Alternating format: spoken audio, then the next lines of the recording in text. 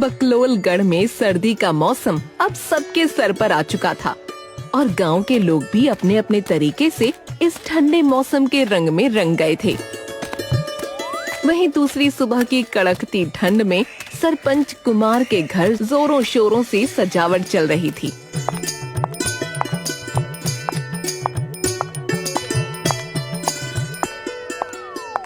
अरे आप क्या कर रहे हैं? वो आता ही होगा, जल्दी कीजिए।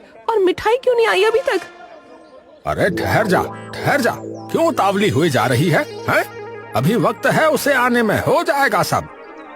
अरे कहाँ से होगा, सजावट तो अभी तक पूरी भी नहीं हुई है। अरे मैं कह रहा हूँ ना कि सब हो जाएगा। तुम जाके तैयार हो जाओ बस। मैं तैयार ही हूँ।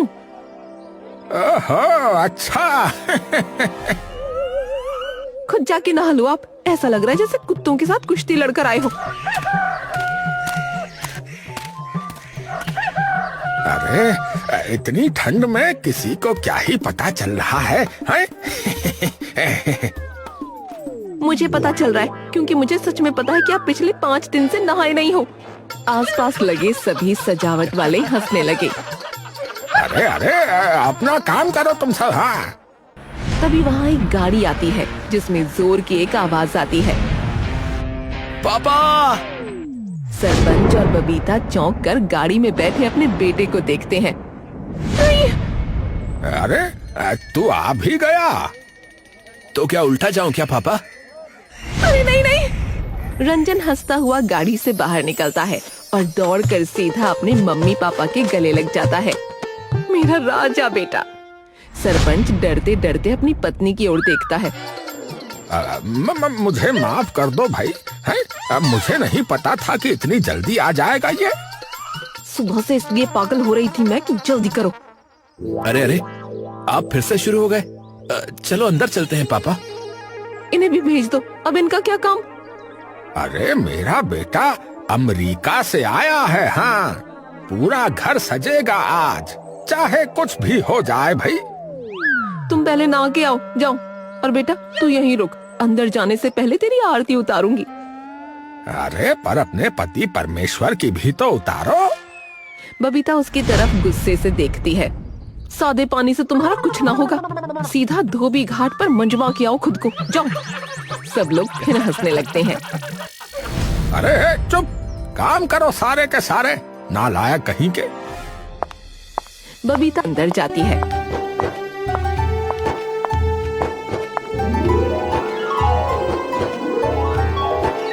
और आरती की थाल सजाकर बाहर ले आती है। आजा मेरे लाडले की आरती उतारूं।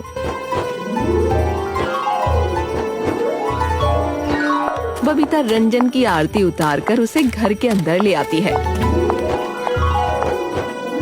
और उसके सामने काफी सारे पकवान लाकर रख देती है। अरे माँ, क्या क्या मंगवा लिया आपने ये? अरे अभी तो मिठाई आनी बाकी है, तेरे पापा से बोली थी, और देख लो। कोई नहीं माँ। अच्छा, मुझे वैसे आप दोनों से कुछ बात करनी है। क्या? पापा को आ जाने दो, फिर बताऊंगा। सरपंच थोड़ी देर में नहाकर अपना गंजा सर तौलिए से साफ करता हुआ आता है। ऊपर तो कुछ है ही नहीं, तौलिए से क्या धार लगा रहे हो सर पे? रंजन हंसने लगता है। अरे ओहो, खून खा लिया इस औरत ने है। बेटा तू शादी मत करियो, बता रहा हूँ। हाँ, इधर आओ आप, रंजन को कुछ बात करनी है हमसे। सरपंच एकदम से चौंक कर रंजन की तरफ देखता है और उसकी तरफ आता है। हो गया सत्यानाश, ऐसी बात का डर था। क्या हुआ? अरे तू अमेरिका से गोरी बहू ले आया ना? सच बता। क्या तूने शादी कर ली और अपनी माँ तक को नहीं बताया? अरे क्या? अरे कुछ भी बोले जा रहे हो पापा, ऐसा कुछ नहीं है। सरपंच और बबीता चैन की सांस लेते हैं। फिर क्या है बेटा? अरे बात तो सुन लिया करो पहले पूरी। हाँ, तू बता बेटा, बता। पापा, मैं क्या सोच रहा था कि क्यों ना इस बार हम गांव में क्रिसमस मनाएं। सरपंच और बबीता अजीब सा मुंह बनाकर देखते हैं। हाँ बेटा, मना लेंगे, अच्छे से बनाएंगे। और क्या, कोई खाने वाने की चीज है क्या बेटा ये? बेटा देख, मांस मच्छी मैं ना बनाऊंगी अपने घर में। अरे माँ, खाने की चीज नहीं है। फिर? अरे त्योहार है माँ, बहुत बड़ा। अमेरिका में सभी लोग मनाते हैं। अरे ले बेटा, अमेरिका का त्योहार यहाँ क्यों बनाना है फिर? यहाँ तो भैया त्योहारों की झड़ी लगी रहती है हर साल है। होली से लेके दिवाली तक 50 त्योहार हैं हमारे यहाँ। अरे पापा, इससे आप ना वहाँ की दिवाली समझो। पर इसमें होता क्या है? अरे माँ, बहुत कुछ होता है। सबका परिवार इकट्ठा होता है, सब एक दूसरे को तोहफे देते हैं। ये तो दिवाली जैसी ही है। हमारे यहाँ भी तो परिवार इकट्ठा होता है और मिठाई के डब्बे देते हैं एक दूसरे को। हाँ हाँ, वैसा ही है। बस सभी अपने अपने तोहफे एक रात पहले लाकर एक पेड़ के नीचे रख देते हैं और अगले दिन खोलते हैं। पर बेटा यहाँ किसी को क्या ही पता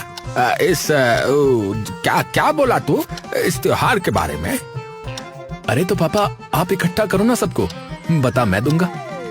अरे तो मतलब अब इसके लिए मैं पंचायत बैठाऊं है? अरे तो क्या हो गया? आपका बेटा 11 महीने 5 दिन 4 घंटे बाद घर आया है। सरपंच और रंजन चौंक कर उसे देखते हैं। अरे नाश्ते में घड़ी खाती हो क्या? अरे पापा, मेरी बात मानो, बहुत मजा आएगा।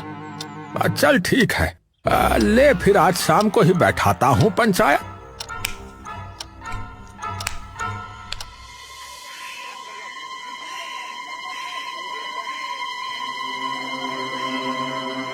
गांव के सभी लोग एक नीम के पेड़ के नीचे इकट्ठा हो जाते हैं।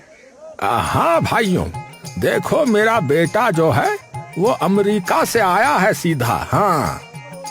हाँ तो भाई सरपंच जी, अरे हवाबाजी करने के लिए पंचायत बिठाई है के? अरे बिल्लू ताऊ, पूरी बात सुनोगे? हाँ हाँ, बता फिर। देखो तो मेरा बेटा जो है वो आप सभी को कुछ बताना चाहता है। तो बेटा आ जा तू।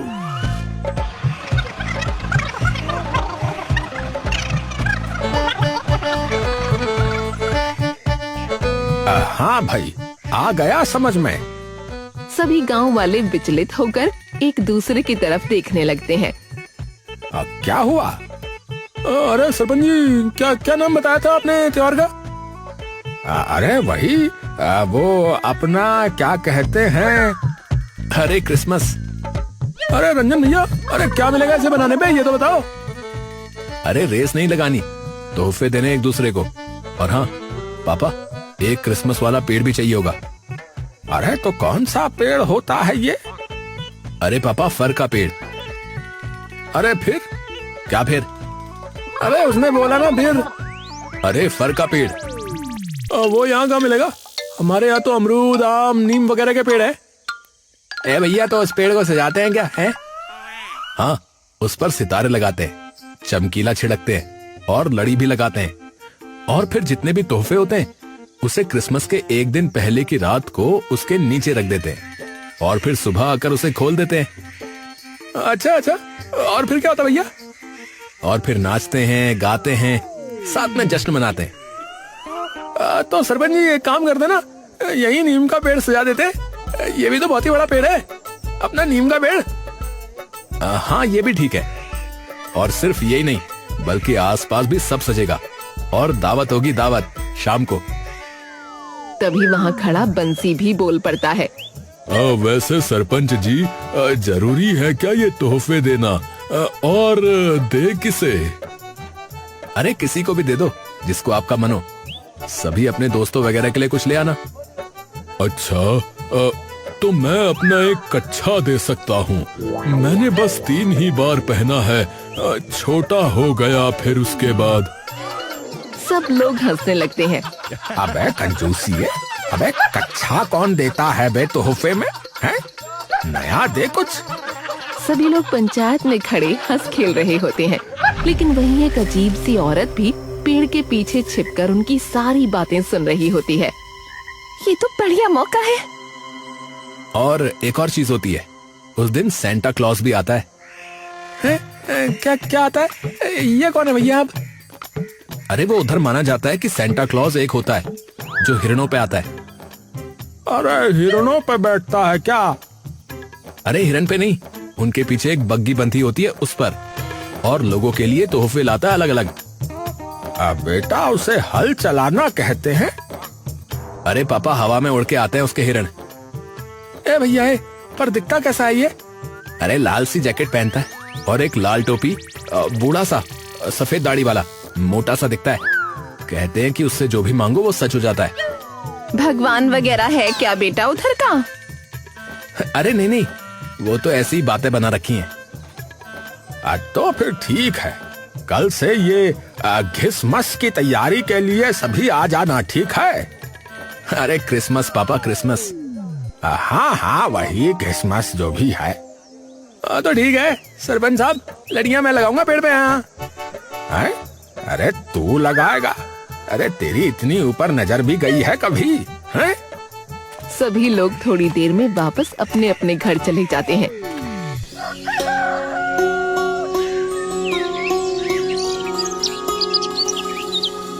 अगला दिन चढ़ते ही सभी गांव वाले जोरों शोरों से पेड़ को और गांव को सजाने में जुट जाते हैं।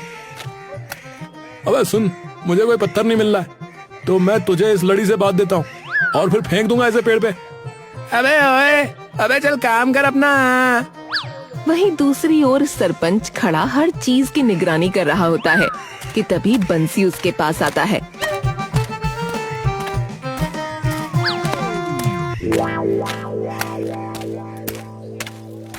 अरे सरपंच जी, मैंने तोहफा तो ले लिया है, पर मुझे एक बात बताओ कि हम पूरी रात अगर इन तोहफों को बाहर रखेंगे तो चोरी वगैरह भी तो हो सकते हैं, या कोई कुत्ता वगैरह उठा के ले गया तो?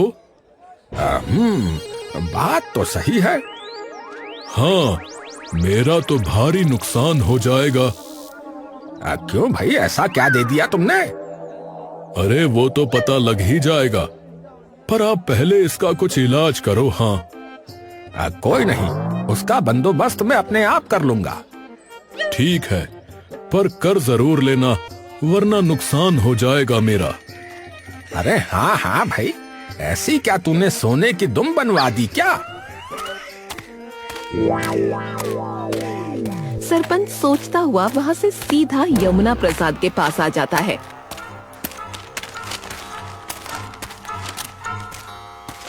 अरे यमुना प्रसाद, अरे सरपंच जी आओ, बताओ और क्या करने? अरे करना तो तुझे कुछ नहीं है, पर एक कोई इंसान चाहिए निगरानी करने के लिए आज रात को तोहफों की। तो तुम अपने नौकर को भेज दोगे क्या, नंदू को? अरे ये भी कोई पूछने की बात है? ए नंदू गंदू।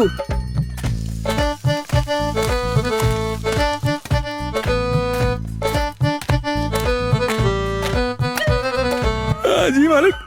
अरे आज रात को जो भी तोहफे पेड़ के नीचे रखे जाएंगे, तुम्हें पूरी रात उसकी निगरानी करनी है जाग कर, समझे? ठीक है मालिक, जैसा आप कहें, आ जाऊंगा परसों। अरे परसों? अबे परसों नहीं, आज रात को बोला है। अरे यमुना भाई कर तो लेगा ना ये? अरे हाँ हाँ, आप बेफिक्र रहो, इसे मैं अपने आप समझा दूंगा। हाँ ठीक है, फिर ठीक है।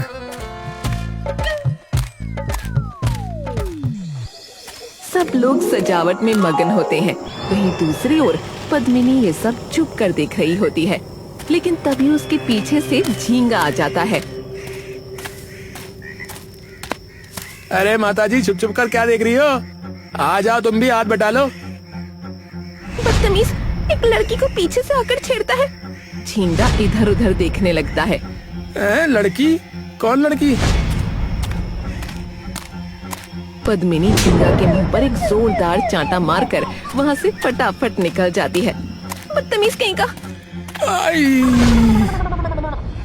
नीम का पेड़ और उसके आसपास का हर घर एकदम नई नवेली दुल्हन की तरह सजकर तैयार हो जाता है और सब लोग अपना अपना तोहफा लाकर नीम के पेड़ के नीचे रख देते हैं। लेकिन सबकी नजर सबसे पहले नीम के पेड़ पर बंधी एक भैंस पर चली जाती है। अरे ये भैंस कौन बांध गया भैया पेड़ पे, हटाओ इसे। अरे नहीं सरपंच जी, अरे इसे मत हटाना, ये मेरा तोहफा है। सब लोग हंसने लगते हैं। अबे तूने तोहफे में भैंस दी है क्या किसी को? तभी गबरू वहाँ खड़ी एक कुंवारी लड़की पारो की ओर देखता है। किसी को क्या, मेरी पारो को दिए। क्यों पारो, बढ़िया है कि नहीं? मैं तो अभी भी कह रहा हूँ कि बना लो मुझे अपना देवदास पारो। भाग जा यहाँ से, जितना बड़ा तूने नाम लिया है उतना बड़ा भी तू खुद है। सब लोग हंसने लगते हैं। सभी लोग अपने अपने घर जा चुके होते हैं।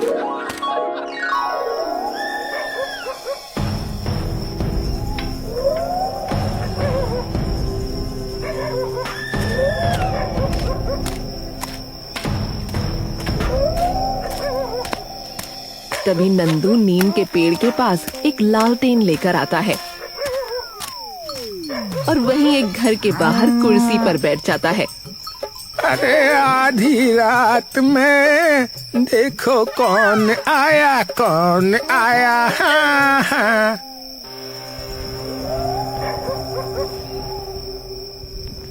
नंदू काफी देर वहीं आंख जमाए बैठा रहता है। ओहो, जाना ही पड़ेगा बाथरूम लगता है, वरना ये मिर्च के पकौड़े यही धमाका कर देंगे। कोई नहीं, थोड़ी देर में वापस आ जाऊंगा। नंदू अपनी कुर्सी छोड़कर वहाँ से चला जाता है। नंदू बाहर से आता है। ओहो, आज तो देर हो गई सोने में।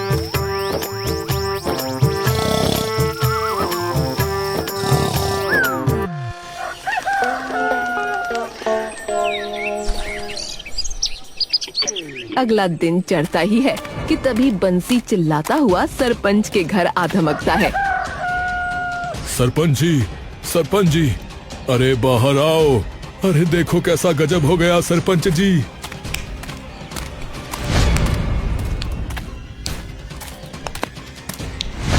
क्या क्या हो गया भाई?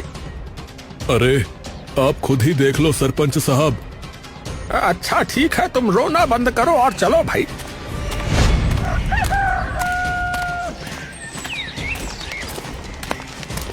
बंसी उन दोनों को सीधा नीम के पेड़ के पास ले जाता है, जिसके नीचे एक तोहफा भी नहीं रखा होता। है? अरे सारे तोहफे कहाँ गए भाई? वही तो, अरे बर्बाद हो गया मैं। अरे चुप हो जाओ, है? पहले चुप हो जाओ। पापा, पर आपने तो किसी को निगरानी के लिए छोड़ा था ना यहाँ? अरे उस नंदू को छोड़ा था, यमुना के नौकर को, पर वो तो दिख ही नहीं रहा। थोड़ी ही देर में सारे गांव वाले वहां पहुंच जाते हैं।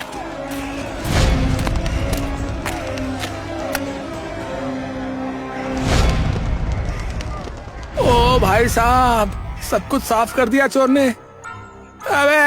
अबे मेरी भैंस को भी ले गया यार ये चोर। अबे और बदले देवदास हैं। हे भगवान, एक रात में ये क्या हो गया? अरे उस नंदू को छोड़ा था यहाँ, पता नहीं कहाँ मर गया। तभी नंदू वहाँ पर आता है। अरे क्या हो गया सरपंच जी, क्या हो गया? आप लोग इतने टेंशन में काहे दिख रहे हैं? पेंशन नहीं मिला क्या? अबे गधे, जाहिल है, कहाँ मर गया था? तुझे निगरानी करने को बोला था ना। निगरानी? कहाँ की निगरानी? अरे यहाँ की भुलक्कड़ कहीं के। अबे सरपंच जी, अबे बहुत सारे तोहफे रखे थे यहाँ, कम से कम भी नहीं तो 40 से 50 हजार रुपए की चोरी हुई है यहाँ। सभी गांव वालों के थे वो तोहफे यहाँ। अरे कल रात किसी ने कुछ देखा था क्या? किसी अनजान आदमी को देखा हो आसपास? बताओ। तभी कवि एकदम से आगे आता है। मैंने देखा है एक मंजर सरपंच साहब। हाँ, क्या देखा है बता? वो दरअसल मेरा मन किया कल कि क्यों ना शब की आगोश में बैठकर कोहरे पानों पर अपने जज्बातों को उतारा जाए, तो मैंने सभी पन्ने मुहैया कर। अबे चुप, चुप, अबे बंद कर अपने ये पता नहीं क्या बोले जा रहा है? गालिब का कबूतर कहीं का। अबे सीधे सीधे बता, वरना तेरी कलम से तेरे ही माथे पे नाजायज औलाद लिख दूंगा, समझा? देखिए, मैं कह रहा था कि जब मैं यहाँ लिखने आया तब मैंने अपना चश्मा नहीं लगाया, तो मुझे लगा जैसे सामने कोई बूढ़ा सा मोटा सा इंसान लाल कपड़ों में था आया, और वो भी था लाल टोपी पहने। है बेटा, ये तो वैसा ही लग रहा है जैसा तूने बताया था। क्या नाम था उसका? Santa Claus. हाँ, अरे बेटा, तू तो कह रहा था कि वो तोहफे लाकर देता है, पर ही ससुरा तो लग रहा है कि उल्टा चोरी करके ले गया तोहफे। अरे पर सरपंच जी, एक चीज मेरे भी अभी ध्यान में आई। कल मैंने एक औरत को उस पेड़ के पीछे छुपे देखा था, हमें देखे जा रही थी, और जब मैंने पूछा कि माता जी क्या देख रही हो, तो मुझे कहा कि लड़की छेड़ते हुए शर्म नहीं आती, और थप्पड़ मार के चली गई। बताओ, माता जी कह के कौन छेड़ता है? सब लोग ये बात सुनकर हंसने लगते हैं। पापा एक काम करते हैं, पुलिस में रिपोर्ट करवाते हैं। अरे एक काम करते हैं, सभी लोग इधर उधर ढूंढते हैं, क्या पता मिल ही जाए। हाँ, ये भी सही है, पहले एक बार खुद ही देख लेते हैं। हाँ तो भाई, सभी लोग इधर उधर फैल जाओ और पूरा गांव छान मारो। सब लोग इधर उधर पूरे गांव में फैल जाते हैं। बंसी अपनी बीवी रज्जो के साथ सभी तोहफे ढूंढने जंगल की ओर निकल पड़ता है। अरे जंगल में कोई तोहफों को क्यों लेके जाएगा? अरे कुछ नहीं पता, तुम ढूंढो बस। हाँ, बंसी पूरे जंगल की सभी झाड़ियों को हटाकर देखने लगता है। अरे झाड़ियों में क्या देख रहे हो आप? गिलहरी थोड़ी ही थी तोहफों में। वहीं दूसरी ओर सब गांव वाले तोहफों की खोज में पूरी मेहनत कर रहे होते हैं। गबरू और झींगा तोहफों को खोजते करते चाय की टपरी के पास पहुंच जाते हैं। अबे यार, पता नहीं कहाँ होगी मेरी भैंस यार। अबे और बन ले पारो का देवदास है। वो दोनों इधर उधर देख ही रहे होते हैं कि तभी उनकी नजर टपरी पर कपड़ा मारते एक छोटे बच्चे पर पड़ती है। अबे गबरू, अबे क्या हो गया? अबे सामने देख उस लड़के को। अबे किसे? अरे वो जो कपड़ा मार रहा है। हाँ तो उसका क्या? अरे उसने वही जर्सी पहनी है जो मैंने कल तेरे तोहफे में रखी थी। गबरू एकदम से चौंक जाता है। अबे ओ चिल्लाइयो मत, वरना उसे पता चल जाएगा। अबे तू एक काम कर, तू जाके सरपंच और बाकी गांव वालों को बुला, तब तक मैं ध्यान रखता हूँ कि कहीं ये यहाँ से निकल ना जाए। अबे ठीक है, लेकिन उससे पहले ये बता, तूने मेरे लिए बच्चों वाली जर्सी ली थी क्या? अबे तो साइज तो वही है ना तेरा, इसमें अब मेरी क्या गलती है? बच्चों वाला ही मिलेगा तेरे को माल। गबरू दौड़ता हुआ जाकर सबको वहाँ बुला लाता है।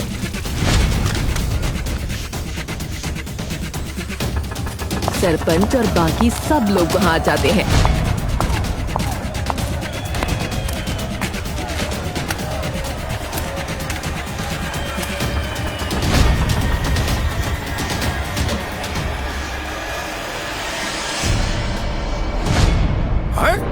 पक्का ये तेरी वाली जर्सी है?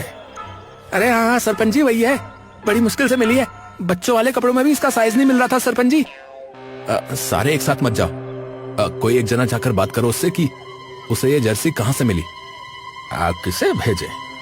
अरे गबरू को भेज दो, बच्चा समझ के क्या पता बताई दे इसे। सही बात है। अबे यार क्या बोल रहे हो? अबे जल्दी जा, चल। गबरू मुंह बनाता हुआ उसके पास चला जाता है।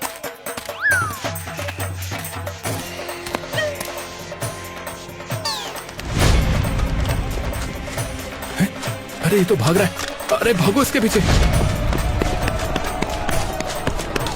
सब लोग उसके पीछे दौड़ते हैं, लेकिन सरपंच और झींगा गबरू के पास रुक जाते हैं। अबे क्या बोल दिया उसे तूने? अबे क्या? अबे मैंने तो वही बोला जो बोलना था। अरे क्या बोला? मैंने तो बस वही बोला, तूने मेरी जर्सी चोरी की है तो मुझे वापस दे। अरे चलो अब भागो उसके पीछे, वो वहीं जा रहा होगा जहाँ तोहफे हैं। सब लोग उसका पीछा करते करते एक बस्ती में पहुँचते हैं, जहाँ पर कई कच्चे मकान और कुछ जगहों पर बस कट्टों की झोपड़ी बनी होती है। वो बच्चा भागता हुआ अपनी माँ के पास जाता है। माँ बचाओ! सब लोग कुछ पल के लिए चुप हो जाते हैं। चारों तरफ उनके तोहफों के लिफाफे बिखरे पड़े हैं। हर किसी ने उनमें से कुछ न कुछ पहना हुआ है।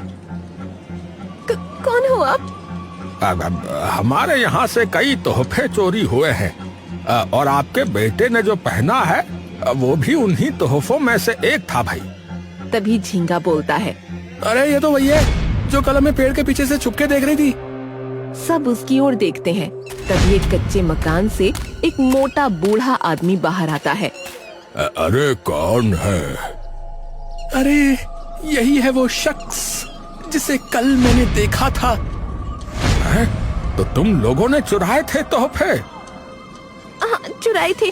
थाने में रिपोर्ट लिखवानी है तो लिखवा दो। इससे ज्यादा खराब वैसे भी क्या ही बात होगी। सब लोग चुप हो जाते हैं। अपने बच्चों के लिए किया जो किया। 2 दिन से कुछ न खाया था। कल जब वो भैंस लाई तो उसका दूध पीकर इनकी भूख शांत हुई है। आज पहली बार पता लगा कि नया कंबल ओढ़ना कैसा होता है। हमने बस वही चीज ली है जिससे हमारा तन ढक सके या भूख मिट सके। बाकी सब कुछ यूं का यूं रखा है। अगर लेकर जाना चाहते तो ले जाओ। बस हाथ जोड़ती हूँ, हमारे बच्चों के बदन से कपड़े मत ले जाना। सबके गले भराते हैं। अगर आपको ज्यादा ठंड लग रही है तो मैं दे दूँ या आपको? अबे ये तुम्हारी है, हाँ पहने रहो और चिंता मत करो, ऐसी और लेकर आऊंगा। अच्छा। सरपंच चारों ओर देखता है। फटे कपड़े, टूटे जूते। गांव वालों की आंखें भी नम हो जाती हैं। ये जो भी तोहफे हैं सब आपके ही हैं, आप रखिए इन्हें। रंजन सरपंच की ओर देखता है। किसी को इस बात से कोई तकलीफ? सब गांव वाले ना में सर हिला देते हैं। बंसी कुछ बोलने ही वाला होता है कि रज्जो उसे जोर से चुटकी भर लेती है। अगर आज कुछ कहा ना तो तलाक दे दूंगी। अरे मैं तो ये पूछ रहा था कि किसी और को किसी चीज की जरूरत हो तो। रहने दो आप तो। और हाँ, एक और बात, शाम को गांव में दावत है, आप सब जरूर आइएगा। बस्ती के सब लोग मुस्कुराने लगते हैं। आपका बहुत बहुत शुक्रिया। गांव वाले लौट जाते हैं। रंजन की दया देखकर सरपंच का सीना चौड़ा हो जाता है।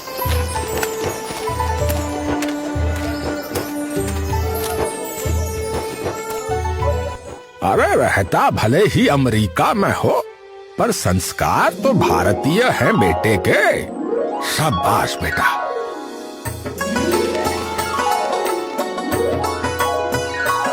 शाम तक गांव और बस्ती के सारे लोग दावत में शामिल हो जाते हैं। सरपंच रंजन के साथ बैठा।